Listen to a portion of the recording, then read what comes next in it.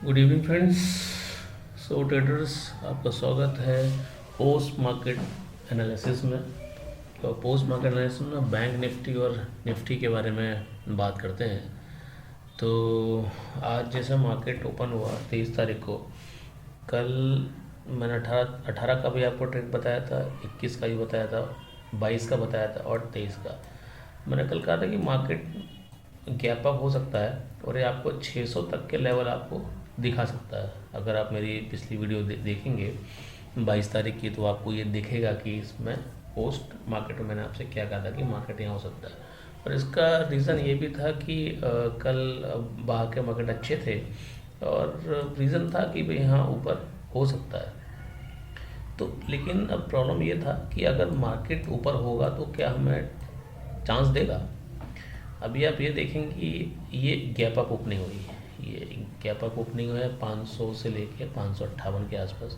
अगर ये कैंडल आप देखते हैं तो ये कैंडल आपकी 22 नवंबर की 15:27 में बनी थी और ये कैंडल आपकी बनी थी 23 नवंबर की 9:15। मतलब ये गैप अप ओपनिंग इतना हुआ है, मतलब 558। और इसकी क्लोजिंग अगर आप देखें तो क्लोजिंग यहाँ थी ये 469। तो ये खुला ही लगभग लगभग 100 पॉइंट ऊपर है और 100 पॉइंट ऊपर खुलते ही इसने यहाँ देखेंगे आप तो यहाँ पर हाई मार दिया 42,678। अभी इतना मार्केट ऊपर होने के बाद ये 4,678 से 478 से 678, मतलब 200-250 पॉइंट इसने आपको रिकवरी दे दिया। अभी ट्रेड यहाँ क्या करेंगे मुझे बताइए। अगर कोई भी बैंक निफ्टी में ट्रेड करता होगा तो उसको ट्रेड करना इतना आसान नहीं है यहाँ पर।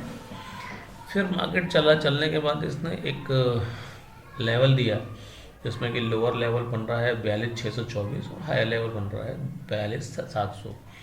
तो निफ्टी में और बैंक निफ्टी में जो ट्रेड होता है वो इतना फ्रिक्वेंट नहीं होता। बैंक निफ्टी में फिर भी आप थोड़ा सा ट्रेड देख सकते हो, लेकिन उसमें अगर कोई एक चैनल में ट्रेड कर रहा है तो बहुत मुश्किल होता है। 150 पॉइंट अगर कोई निकाल रहा है तो बहुत बड़ी बात है।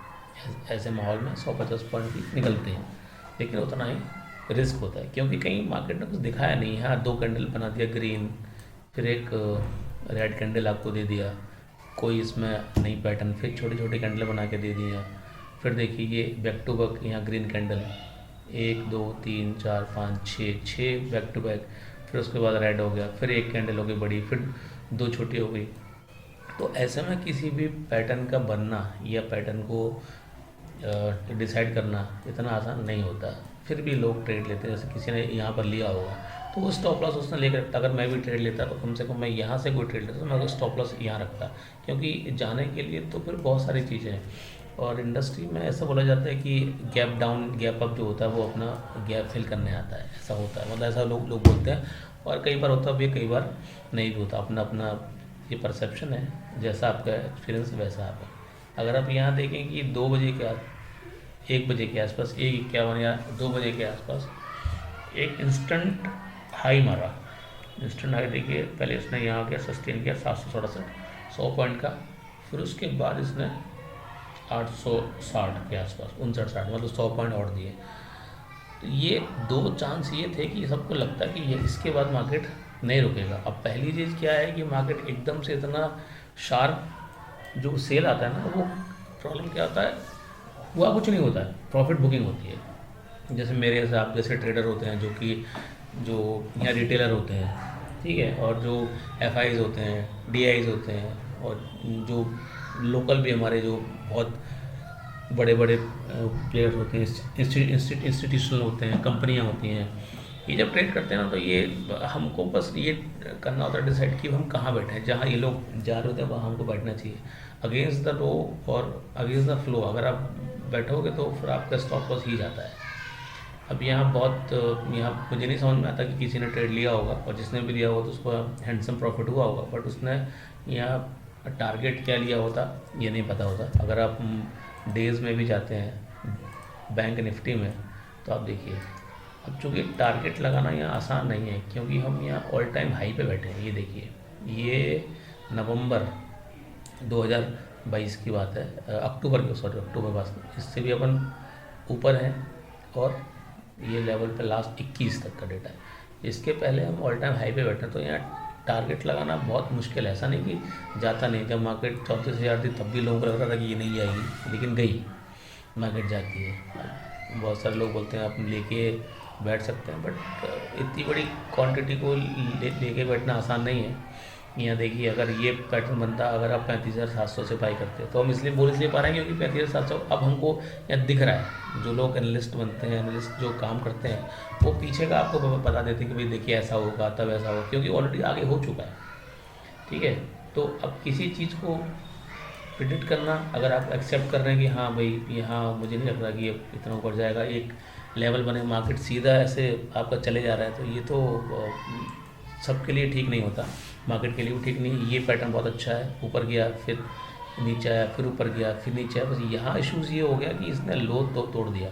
अगर आप लो देखेंगे, ये देखिए लो, इसने लो तोड़ दिया। एक लो ये था और एक लो आपने ये है। ठीक है, अब लो तोड़ दिया तो मतलब मार्केट नीचे आना चाहिए, बट मार्केट नीचे नहीं गया, यहीं से इसने ब्रेक लिया 37,300 के आस, और उसके बाद ये बढ़ता गया। फिर इसने एक जो पैटर्न था वो बनाया, वो पैटर्न इसने यहाँ बनाया, देखिए। ठीक है, ये बनाया। अब अगर इसको करेंगे, यहाँ से इसको देखिए, एक पैटर्न इसने, एक लो स्टॉप लॉस ने यहाँ बना दिया। अब जब मार्केट ऐसा चल रहा है कि नीचे फिर हाई फिर लो फिर हाई फिर लो फिर हाई फिर लो, तो इसमें तो चीज़ें सामने आती हैं।